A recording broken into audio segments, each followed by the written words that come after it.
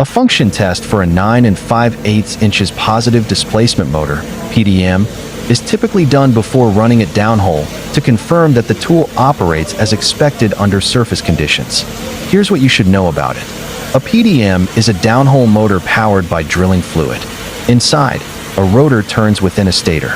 As mud pumps through, it creates pressure that rotates the rotor, turning the bit at the bottom.